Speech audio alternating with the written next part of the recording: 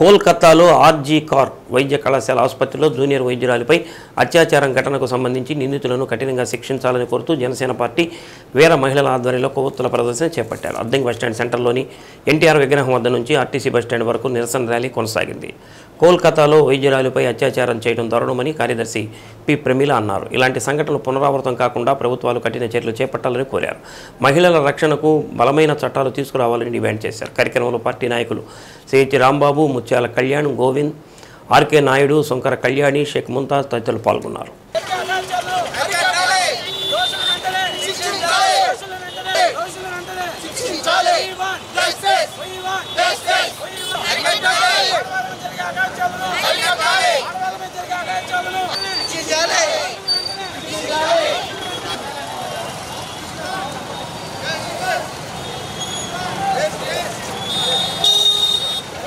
కలకత్తా నగరంలో వైద్య పీజీ చదువుతున్న విద్యార్థిని మీద జరిగిన అఘాయిత్యానికి ఈరోజు నిరసనగా జనసేన పార్టీ తరఫున క్యాండిల్ ర్యాలీ జరుపుతున్నాము. ఈ రోజుల్లో ఆడవాళ్ళ మీద అఘాయిత్యాలు భయంకరంగా పెరిగిపోయినాయి.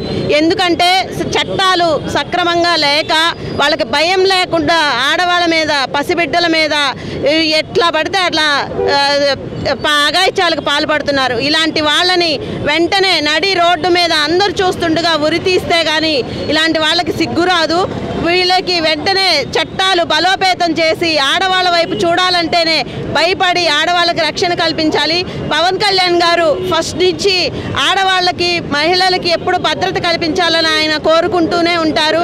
ఈరోజు ఆయన ఆదేశాల మేరకు మేము వీర మహిళల ఆధ్వర్యంలో ఈరోజు క్యాండిల్స్ ర్యాలీ చేస్తున్నాం. ఖచ్చితంగా జనసేన పార్టీ ఈరోజు వచ్చిన కూటమి గవర్నమెంట్ ఆడవాళ్ళకి ఎంతో భద్రతను కల్పిస్తుంది. అలాగే దేశంలో కూడా చట్టాలు ఖచ్చితంగా మారి ప్రతి ఒక్క స్త్రీకి భద్రత కల్పించాలని జనసేన పార్టీ తరఫున మేము కోరుకుంటున్నాం. కలకత్తా నగరంలో ఒక వైద్యురాలి మీద కొందరు దుండగులు అత్యాచారం చేసి నిర్మానుషంగా హత్య చేశారు. దీన్ని ఖండిస్తూ జనసేన ప్రకాశం జిల్లా ఒంగోలులోని కొవ్వొత్తుల వీర మహిళల ఆధ్వర్యంలో జరగడం జరిగింది. కాబట్టి ఇలాంటి అరాచకాలు మరెప్పుడు జరగకూడదని, రాబోయే రోజుల్లో ఇలాంటి ఎదవలకి బుద్ధి చెప్పి ఉరిశిక్ష తీయాలని మేము ప్రభుత్వాన్ని కోరుకుంటున్నాము. కాబట్టి ఇలాంటి మరొకసారి మేము దీన్ని ఖండిస్తూ వీర మహిళలందరం కూడా పాల్గొన్నందుకు వాళ్ళని సాధారణ ఆడవారికి రక్షణ లేకుండా పోయింది ఈ రోజుల్లో.